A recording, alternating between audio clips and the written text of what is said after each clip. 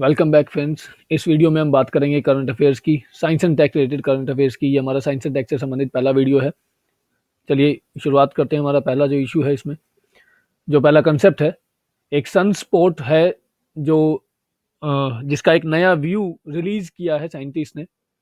जो सन स्पॉट है वो अर्थ के डायमीटर का लगभग डबल साइज का है और उसकी डिटेल्स अभी अनवील की गई हैं। उसको अभी अनवील किया गया है। अनवील किया गया मतलब एक्सपोज या सामने शो किया गया है साइंटिस्ट के द्वारा।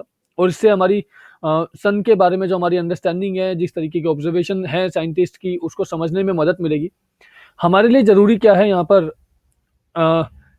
In terms of current affair जो चीज हमें यहाँ पर समझनी है, हमारे लिए दो तीन पॉइंट बहुत जरूरी है। पहला, what exactly do we mean by sunspot, इसका क्या मतलब है। ये जो रिवील किया है नया, ये किसने रिवील किया है, कहाँ से रिवील किया, तो ये साइंटिस्ट कहाँ से हैं और क्या लोकेशन क्या है और क्या फर्क पड़ता है सनस्पॉट के होने से। तो देखते हैं इसके अंदर क्या है, की फैक्ट्स क्या है हमारे लिए। ये एक ऑब्जर्वेटरी है, अटाकामा लार्ज मिलीमीटर और या सब millimetre array, Alma in short हम इसको याद रखेंगे, अल्मा ALMA। ये है जिसने इस तरीके की व्यू जो है इस सनस्पॉट का पता लगाया है और इसके बाद इसकी व्यू या इसकी पिक्चर ली है और इसको रिवील किया है। इसको काफी केयरफुली डिजाइन किया गया है। अब ये कहाँ है ये भी हमें ध्यान रखना पड़ेगा, क्योंकि इस तरीके की ऑब्जर्वेटरीज के बारे में कई बार यूपीएससी पूछ लेता है अपने क्वेश्चंस में, कई बार इन चीजों का नाम लिखता है। तो हम देखते हैं इसके बारे में। इसको काफी केयरफुली डिजाइन किया गया है, काफी केयरफुली इनको एलोकेट किया गया है जगह में, ताकि ये बर्न ना कर जाएं और उसकी इंटेंस हीट जो इनके ऊपर पड़ने वाली है इसके एंटीनास के ऊपर पड़ेगी, तो they are very carefully design. इससे हमारा कोई हमारे कंसेप्ट का इसका एसिड इस कोई लेना देना नहीं है। Astronomers have harnessed ALMA's capabilities to image the millimeter or millimeter wavelength light emitted by sun's chromosphere। यहाँ पर आपके लिए ये चीज जरूरी है कि सन्स क्रोमोस्फेयर की यहाँ पर बात की कर रहे हैं। सन्स के क्रोमोस्फेयर से जो लाइट एमिट होती है उसको हार्नेस करना या उसको इमेज करना, इसकी जो कैपेबिलिटी है अल्मा की, उसको काफी हद तक यूटिलाइज किया है एस्ट्रोनॉमर्स ने। अब क्रोमोस्फेयर क्या है ये जरूरी है हमारे लिए। Chromosphere is the word here, तो ये यहाँ पर इसमें दिया भी हुआ है। Chromosphere is the region that lies just above the photosphere, photosphere which forms the visible surface of the earth. इसमें हम समझेंगे researchers including those from European Southern Observatory ESO produced the images as a demonstration of ALMA's ability to study solar activity at longer wavelength of light than the typically available। खैर इसमें कुछ ज्यादा है नहीं। अभी हम सन्स क्रोमोस्फेयर की बात करें तो हमारे लिए यहाँ पर कुछ हम एक बार सन का जो स्ट्रक्चर है उसको समझ लेते हैं। सन के अंदर जो हम क्रोमोस्फेयर की जिसकी हमने बात की थी वो ये है, और chromosphere is the surface just above the photosphere. Photosphere is the actual surface of sun, तो फोटोस्फेयर जो एक्चुअल सरफेस है वो है, उसके बाद क्रोमोस्फेयर है। और कोरोना आपने कई बार सुना होगा, कोरोना इज दैट आउटर, जो क्रोमोस्फेयर के बाद भी एक लेयर जो बनती है उसको हम कोरोना बोलते हैं। This is corona, this surface is known as photosphere. उसके ऊपर का जो एरिया है दैट इज क्रोमोस्फेयर, और उसके बाद कोरोना। सोलर फ्लेयर्स कई बार हमने सुने हैं। सोलर फ्लेयर्स एक तरीके से विंड्स हैं जो यहाँ से इमिनेट होती हैं और वो फ्लेयर्स आते हैं। तो ये सोलर फ्लेयर की इमेज एक यहाँ पर दी हुई है। ये सोलर फ्लेयर है बीच में जो आप देख रहे हैं, ये सब सोलर फ्लेयर आप देख सकते हैं यहाँ पर, ये सब सोलर फ्लेयर है। उसके अंदर भी आप बाकी चीजें भी देखें। ये अगर हम बात करें तो ये कोर है, ये कोर के ऊपर ये रेडिएटिव जोन है, इसको हम रेडिएटिव जोन बोलते हैं। ये रेडिएटिव जोन है, ये कोर है, ये उसके बाद रेडिएटिव जोन है, उसके बाद ये आपकी कन्वेक्शन जोन है। कन्वेक्शन जोन के ऊपर आपका क्रोमोस्फेयर है, फिर फोटोस्फेयर है और फिर लास्ट में कोरोना है। ये हमारा टोटल जो स्ट्रक्चर है सन का जो हम देख सकते हैं यहाँ पर। चलिए और कुछ समझने की कोशिश करते हैं इसमें। सनस्पॉट क्या होते हैं, सनस्पॉट को समझते हैं। Sunspots are darker cooler areas on the surface of sun in a region called photosphere। Photosphere के ऊपर होते हैं, ध्यान रखिएगा। देखते हैं फोटोस्फेयर, तो फोटोस्फेयर क्या है, ये सरफेस है सन की, और इस सरफेस के ऊपर सनस्पॉट्स होते हैं। ये सब सनस्पॉट हैं, देखिए ये सनस्पॉट, ये सब सनस्पॉट हैं। ये तो ये क्या है, these are darker and cooler areas. ये डार्क हैं अपने कलर में, अपनी सराउंडिंग से। कूलर एरिया में, अब कूलर का मतलब ये नहीं है कि ये ठंडा है और सूरज में वहाँ पर सर्दी है, बट जो आसपास का एरिया है कंपेरेटिवली उससे ये ठंडा होता है। The photosphere has a temperature of around 5800 degree kelvin, इतना टेम्परेचर है फोटोस्फीयर का। और सन स्पॉट्स जो हैं हमारे, उनका टेम्परेचर लगभग आप देख सकते हैं 3800 डिग्री केल्विन, तो लगभग 2000 डिग्रीज का यहाँ पर अंतर है। They look dark only in comparison with the brighter and hotter regions of the photosphere around them. ये जो मैंने अभी कहा, ऐसा नहीं है कि ये एक्चुअल में कूलर है, बट ये जो अराउंड उनके आसपास का एरिया है, अब आजू बाजू में लगभग ये 6000 डिग्री का टेम्परेचर है और यहाँ पर 4000 के आसपास का टेम्परेचर है, तो फिर वो कंपेरेटिवली वहां से कूलर हो गए हैं, इस कारण से वो डार्क भी दिखते हैं आसपास के एरिया से संबंधित रिलेशन में अगर हम देखें तो। Sunspot can be very large, 50,000 kilometre तक का उनका डायमीटर हो सकता है, बहुत बड़ा डायमीटर। और जो अभी जिसकी एक इमेज रिवील की गई है साइंटिस्ट के द्वारा, तो उसमें तो हमें बताया कि वो अर्थ के साइज का डबल है जो सनस्पॉट है यहाँ पर। सनस्पॉट के बारे में देखते हैं एक बार फिर से थोड़ा सा और। ये एक्चुअल में सनस्पॉट है, ये सन की इमेज मैंने यहाँ पर एक ली है, तो ये सनस्पॉट है, ये सनस्पॉट है, ये आप देख सकते हो। अगर थोड़ा डिटेल में इसको देखें, सनस्पॉट के अंदर जो उसका सेंट्रल एरिया होता है जो बिल्कुल डार्क होता है उसको हम अम्ब्रा बोलते हैं, अम्ब्रा। और जो उसके आसपास का सराउंडिंग एरिया उसको हम पेनम्ब्रा बोलते हैं थोड़ा सा। Just if something is asked, sunspot has two areas, one is central area which is known as umbra, and then we have penumbra. Okay, then move on to the next part of this. अब ये जो Alma telescope है इसके बारे में हम थोड़ा सा देख लेते हैं। This is Atacama large millimetre सब मिलीमीटर एरे। इंटरनेशनल पार्टनरशिप है, किसी एक कंट्री का नहीं है, इंटरनेशनल पार्टिसिपेशन से ही बना है। और किन किन का पार्टिसिपेशन है वो आप देख सकते हो। यूरोपियन सदर्न ऑब्जर्वेटरी है जो यूरोप से है, इसमें यूएस का भी कंट्रीब्यूशन है, नेशनल साइंस फाउंडेशन है, इसमें जापान का भी कंट्रीब्यूशन है, national institute of natural sciences है, फिर कनाडा है और ताइवान है और कोरिया है, और इंडिया नहीं है इसके अंदर। इंडिया नहीं है तो इसलिए चांसेस थोड़े से कम हो जाते हैं, बट स्टिल क्योंकि ऐसा कुछ रिवील अभी किया गया है तो फिर न्यूज में है तो फिर आगे भी पूछा जा सकता है। हाँ, लोकेटेड कहाँ पर है वो देख लेते हैं। It is the largest astronomical project in existence. अब ये ध्यान रखिएगा, इसलिए जरूरी हो जाता है। It is the largest astronomical project in existence. It is a single telescope of revolutionary design composed of 66 high precision antennas. 66 high precision antennas है इसमें, जो कि चिली में लोकेटेड, नदन चिली के चजनंतोर प्लेटू यहाँ पर है, चजनंतोर प्लेटू, और वहां पर ये लोकेटेड है। और काफ़ी ज़्यादा इससे जो यहाँ से जो भी एक्सपेरिमेंट्स किए जाते हैं, वहाँ से जो भी ऑब्जर्वेशन की जाती हैं, वो काफ़ी ज़्यादा हेल्प करती हैं साइंटिस्ट की हमारे कॉस्मिक ओरिजिन को समझने में। तो ये चजनंतोर प्लेटो कहाँ पर है हमारे लिए, तो ये भी जरूरी हो जाएगा। अब देखिए दो तीन चीज़ हमने यहाँ पर देखी, ये इंटरनेशनल वो है, किसी एक कंट्री का नहीं है। India is not a part of this project, India, और ये चिली में लोकेटेड है चजनंतोर प्लेटो। अब ये कहाँ पर है इसको एक बार मैप में देख लेते हैं। Okay, let's see this. Okay, this is the map here. तो ये सदर्न अमेरिका, साउथ अमेरिका का पूरा मैप है। इसके अंदर ये चिली है आपका, यहाँ से ये चिली का एरिया है पूरा, यहाँ पर ये इधर इधर ये पूरा चिली। और इसके अंदर ये, इफ आई क्लियर इट, ये एरिया है जिसकी हम यहाँ पर बात करें, चजनंतोर प्लेटू की। आप इसको यहाँ पर देख सकते हैं, this is the area, this is the area Chajnantor region जो प्लेटू है। और यहीं पर ये अल्मा जो लोकेटेड है, जो ये ऑब्जर्वेटरी जो टेलीस्कोप है वो यहाँ पर लोकेटेड है। ये साउथ अमेरिका का पूरा मैप है, आप देख सकते हैं कंट्रीज एंड ऑल। ये उसी चीज को डिटेल में दिया हुआ है यहाँ पर। ये है अल्मा, यहाँ पर लोकेटेड है, इसके अंदर चजमंतोर प्लेटो यही है। साउथ अमेरिका के ये पूरा मैप है, अलग से आप देखना चाहें तो आप इसको एक बार कंसिडर कर सकते हैं। कंट्रीज के बारे में थोड़ा सा देख सकते हैं। ये वेनेजुला है, ये कोलंबिया है, इधर Ecuador, Peru, then Chile, then नीचे से यहाँ पर Argentina, and then Paraguay, Bolivia, Uruguay, Brazil, and ये Guyana, and this is Suriname, and this is French Guiana. ये आप देख सकते हैं यहाँ पर। इसी का मैंने फिजिकल मैप भी लिया है क्योंकि अभी कंसिडर कर रहे हैं यहाँ पर थोड़ा सा हमने देखा है यहाँ पर हमारा ये चिली है पूरा। एंडीज माउंटेन रेंज यहाँ पर है, ये आप देख सकते हैं, ये एंडीज माउंटेन रेंज है पूरी, यहाँ से लेके ये पूरा पूरा पूरा जो एरिया यहाँ तक, ये पूरा एंडीज का एरिया है ये पूरा। एंडीज के इधर फिर ये हमारी अमेजन रिवर है, अमेजन के ये पूरा अमेजन रेन फॉरेस्ट है ये पूरा एरिया, जिसको हम लंग्स ऑफ द वर्ल्ड के नाम से भी जानते हैं। ये अमेजन रेन फॉरेस्ट का एरिया पूरा। उसके ऊपर ये लानूर जो कि यहाँ पर वेनेजुएला में भी हैं और कंबोडिया में भी हैं, दोनों में है। ये गुआना हाईलैंड्स, इनको हम बोलते हैं ब्राजीलियन हाईलैंड्स, इधर हैं बिल्कुल, आप देख सकते हो ईस्टर्न पार्ट में। फिर ये ग्रैंड चेको, कहीं पर पूछ लिया जाए कि ग्रैंड चेको कहाँ पर है, तो ये भी इधर ही है। पंपास आप देख सकते हैं, पैटागोनिया डेजर्ट यहाँ पर है नीचे, अर्जेंटीना आप देख सकते हैं।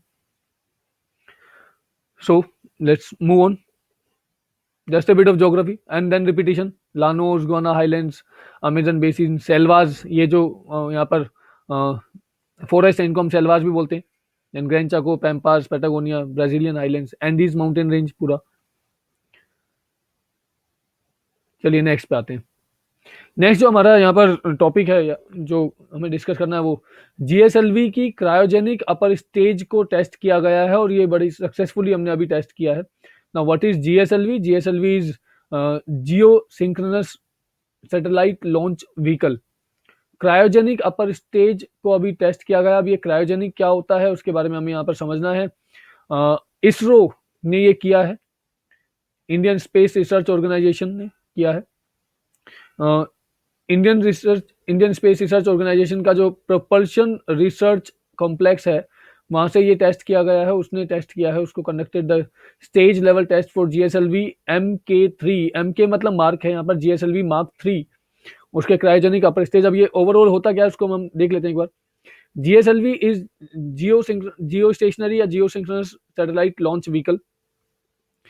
मार्क 3 जो यहाँ पर लिखा हुआ है और अपर स्टेज क्रायोजेनिक, इसको हम समझते हैं, एक बार पढ़ लेते हैं, उसके अंदर भी काफी सारी चीजें आएंगी, उसके बाद हम इसको डिटेल में अलग से समझेंगे। The cryogenic upper stage of GSLV is the stage C25। ये बहुत ही डिफिकल्ट होता है अपने आप में डेवलप करने में, और ये हमने जो इंडिजिनियसली डेवलप एक इंजन किया है उससे हम इसको रन करेंगे। क्रायोजेनिक क्या होता है पहले उसको समझ लीजिए। Cryogenics is the study of substance at very low temperature. बहुत ही कम टेम्परेचर पे किसी चीज को पढ़ना, उसको हम क्रायोजेनिक्स बोलते हैं। और सैटेलाइट लॉन्चिंग के अंदर ये एक टेक्निक है जहां पर हम गैसेस को, ऑक्सीजन, नाइट्रोजन वगैरह गैसेस को हम 150 डिग्री माइनस टेम्परेचर तक रखते हैं, जिससे वो लिक्विड में टर्न हो जाती हैं और फिर एज ए लिक्विड हम उनको फ्यूल के तौर पर यूज करते हैं। Cryogenic engines are called so because they use liquid oxygen and liquid hydrogen. आप इसको चीज को ध्यान रखिएगा, क्रायोजेनिक इंजन के अंदर लिक्विड ऑक्सीजन और लिक्विड हाइड्रोजन यूज होती है फ्यूल के तौर पर। The extremely cold temperature make these liquid tricky to operate. बहुत ही ट्रिकी प्रोसेस है, बहुत ही कॉम्प्लिकेटेड प्रोसेस है, but ISRO has successfully conducted this और सक्सेसफुली अचीव्ड दिस। एंड हम इस चीज को आगे कैसे यूटिलाइज करते हैं, इसके क्या बेनिफिट्स हैं, उस चीज को समझते हैं। ओके, फैक्ट्स ये हैं कि geosynchronous satellite launch vehicle mark 3 जो हमारा है ये लॉन्च व्हीकल है। लॉन्च व्हीकल मतलब ये सैटेलाइट्स को स्पेस में छोड़ करके आने के लिए एक व्हीकल है।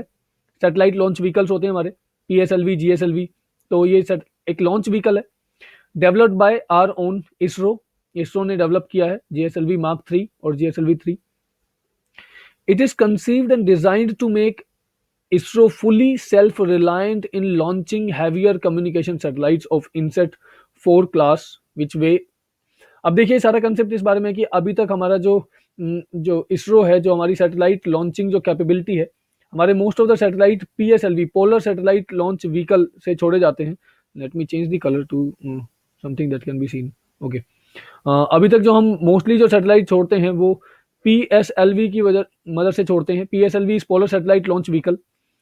और यहाँ से जो भी हम सैटेलाइट छोड़ते हैं, वो सैटेलाइट जो हम स्पेस में भेजते हैं, उनका मैक्सिमम वेट जो हम भेज सकते हैं वो 2000 kg तक का हम वेट भेज पाते हैं, और उससे ज़्यादा का वेट हम अपने पास से सेंड नहीं कर पाते हैं, क्योंकि हमारे पास उसके लिए कैपेबल सैटेलाइट लॉन्च व्हीकल्स नहीं है जो उससे ज़्यादा वेट को स्पेस में ले जा सके, उससे ज़्यादा वेट के जो सैटेलाइट्स हैं उनको स्पेस में ले जा सकें।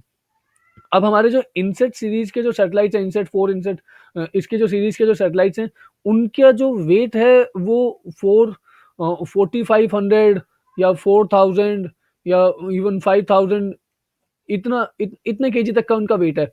अब करना क्या पड़ता है कि हम ये सैटेलाइट अपने आप अपने PSLV का यूज करके नहीं भेज सकते हैं। GSLV में इनको भेजा जा सकता है, लेकिन GSLV के लिए हमारे पास जो अभी एक्वायर्ड टेक्नोलॉजी होनी चाहिए थी वो अभी तक नहीं थी। Now ISRO is building that up. तो अभी तक हम क्या करते हैं, अभी तक हमें ये जो सैटेलाइट्स हैं अपने इनसेट 4 सीरीज के जो भारी सैटेलाइट्स हैं, इनको स्पेस में लॉन्च करने के लिए, इनको भेजने के लिए हमें दूसरे कंट्रीज पर रिलाई करना पड़ता है, and that is may be वो यूएसए पर या यूरोपियन कंट्री। फ्रांस की हम मदद लेते हैं, फ्रांस का एक फ्रेंच गुयाना हमने अभी थोड़ी देर पहले एक जगह पर देखा था। आप देखिए, मैं वापिस आता हूँ स्लाइड पर। यहाँ पर हमने एक कंट्री देखा था, ये फ्रेंच गुयाना। ये फ्रांस की एक ओवरसीज टेरिटरी है यहाँ पर, और यहाँ से हम अपने सैटेलाइट लॉन्च करते हैं, जो हमें बाहरी सैटेलाइट भेजने होते हैं। ये फ्रांस की टेरिटरी है, फ्रेंच गुयाना, और यहाँ से हम अपने सैटेलाइट लॉन्च करते हैं, जो हम खुद नहीं भेज पाते हैं क्योंकि वो थोड़ा सा हैवी है और हमारे पास उसके लिए कैपेबल वो नहीं है, अभी कैपेबिलिटी उतनी ज़्यादा अभी हमारी नहीं है, तो हम उसके लिए उस चीज़ को खुद नहीं भेज पाते हैं। Okay, let me just remove it. तो इसके लिए हमने अभी GSLV Mark 3 को हमने बना लिया है, और हम इसको अभी डिज़ाइन और टेस्ट भी कर चुके हैं। तो अब हम फुली सेल्फ रिलायंट हो जाएंगे, अब हमें दूसरों पर डिपेंड होने की जरूरत नहीं पड़ेगी। Now we can launch our heavy satellite on our own. और अगर हम खुद कर पाएंगे तो जो कॉस्ट हमें बियर करनी पड़ती थी अब से पहले, और कॉस्ट का मार्जिन आप ये देख सकते हैं कि अगर सैटेलाइट की कॉस्ट $400 बिलियन की है, तो लगभग इतना ही कॉस्ट लग जाता है उसको यहाँ से किसी दूसरे कंट्री को हैंडओवर करने में, और फिर वो उसको उतना ही ज़्यादा कमर्शियल उसका दूसरे कंट्रीज को फायदा हो जाता है, क्योंकि उनके लिए वो एक प्लस पॉइंट हो जाता है, उनको पैसा मिलता है इस चीज को लॉन्च करने का। अब क्या होगा कि अब हम अपने सैटेलाइट तो लॉन्च करेंगे ही यहाँ पर, क्योंकि हम इस चीज में कैपेबल हो जाएंगे, तो हम अपने जो भारी भरकम सैटेलाइट्स हैं उनको हम अपने GSLV की मदद से भेजेंगे।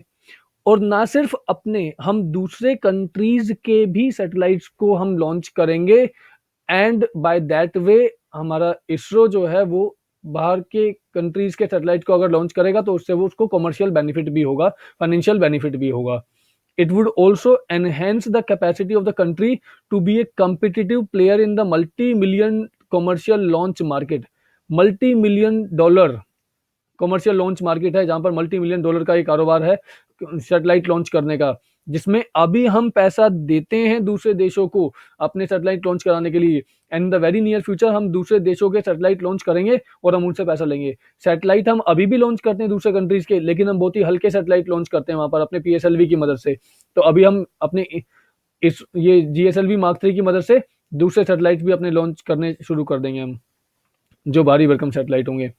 और the vehicle envisages multi-mission launch capability for GTO, LEO, polar, intermediate, circular orbit।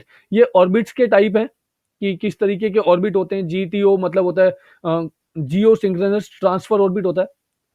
कोई भी अगर सैटेलाइट को हमने जियो स्टेशनरी ऑर्बिट में डालना है या जियो सिंक्रोनस ऑर्बिट में डालना है, तो फिर वहां पर हमें GTO एक ऑर्बिट होता है, ट्रांसफर ऑर्बिट, उसका सहारा लेना पड़ता है। हम किसी और वीडियो में इनके बारे में बहुत डिटेल में बात करेंगे। LEO is lower earth orbit, ऐसे ही मिडल अर्थ ऑर्बिट होता है जिसको हम इंटरमीडिएट सर्कुलर ऑर्बिट्स भी बोलते हैं। पोलर ऑर्बिट्स भी होते हैं जो पोलर उस पे सर्कल करते हैं। GSLV Mark 3 is design to be a 3 stage vehicle. अब ये GSLV Mark 3 की डिटेल में जा रहे हैं हम लोग। 3 स्टेज व्हीकल है। फर्स्ट स्टेज जो है उसमें वो सॉलिड प्रोपेलेंट होता है, सेकंड स्टेज होता है वो लिक्विड प्रोपेलेंट होता है, और थर्ड स्टेज जो होगी वो हमारी क्रायोजेनिक स्टेज होगी, जिसको हमने अभी बिल्ड किया है। क्रायोजेनिक के बारे में आपको एक चीज बताना चाहूंगा कि क्रायोजेनिक स्टेज जो हमने अभी बनानी शुरू की है 1991 में, we had an agreement. India ने 1991 में रशिया के साथ एक एग्रीमेंट किया था, जिसमें रशिया ने कहा था कि वो हमें क्रायोजेनिक टेक्निक देगा, लेकिन बाद में 1992 में रशिया बैक्ड आउट, रशिया ने वो मना कर दिया। फिर we started our own preparation in 1994।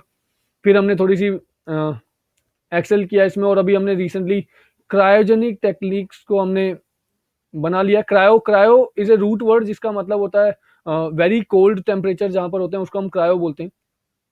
तो बहुत ही ठंडे टेम्परेचर पर फ्यूल्स को रखना और गैसेस को रखना, मतलब ये ऑक्सीजन और हाइड्रोजन को रखना, ताकि वो लिक्विफाई हो जाए और फिर हम उसको यूटिलाइज कर सकें।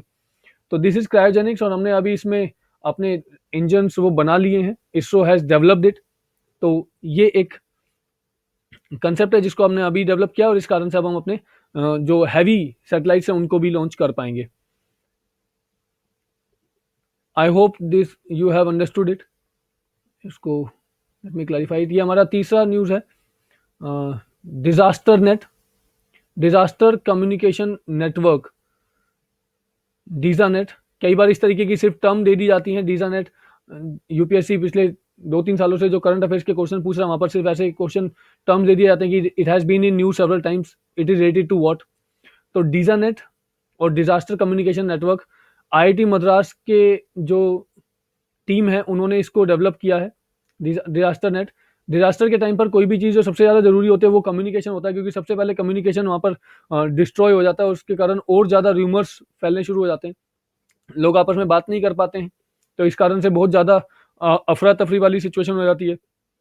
तो एक बेसिक कम्युनिकेशन को प्रोवाइड करने के लिए आईआईटी मद्रास की जो टीम है उसने डीजा नेट को तैयार किया है, जिससे हम टेक्स्ट, वॉइस टेक्स्ट या वीडियो कम्युनिकेशन को वहाँ पर एक्सचेंज कर पाएंगे। रेस्क्यू वर्कर्स के बीच में, मास्टर ऑपरेशन सेंटर के बीच में, या एनडीएमए की जो टीम है उनके बीच में वो उस चीज़ को कम्युनिकेट कर पाएंगे। नीड क्या है? नीड तो बहुत सिंपल सी है कि जो भी ऐसा कोई भी डिजास्टर, अर्थक्वेक है, साइक्लोन है, या फ्लड्स वगैरह ऐसी किसी भी जगह पर कहीं पर भी कुछ भी आता, तो जो कम्युनिकेशन नेटवर्क है वो सबसे पहले ब्रेक हो जाता है। उसको, उसका मेंटेन रहना बहुत ज़रूरी है किसी भी तरीके से, ताकि रेस्क्यू टीम्स को सही जगह पर पहुंचाया जा सके, रेस्क्यू टीम पहुंच सके और सही पिक्चर पता चल सके कि कितना लॉस, कितना डिजास्टर कहीं पर भी हुआ है। This can be understood very easily. The plan is to enable citizens with the reach of the system is to communicate essential messages जो हैं वो लोगों तक पहुंचाए जा सकें। इस तरीके का कोई मैसेज कि आई एम सेफ, या अपनी बेसिक इन्फॉर्मेशन, नाम, जेंडर, एज वगैरह के साथ पहुंचाया जा सके। और जो सिस्टम है बहुत ही कंपैटिबल है, बेसिक मॉडल मोबाइल फोन के साथ बहुत ही कंपैटिबल है। तो जो बनाया हुआ है ऐसा कुछ बहुत ज़्यादा एक्सट्रीमली और बहुत ज़्यादा एडवांस टाइप का सिस्टम नहीं है, बेसिक उसमें कंपैटिबल है, लोग यूज़ कर पाएंगे इसको जब भी ऐसा कोई डिजास्टर होगा।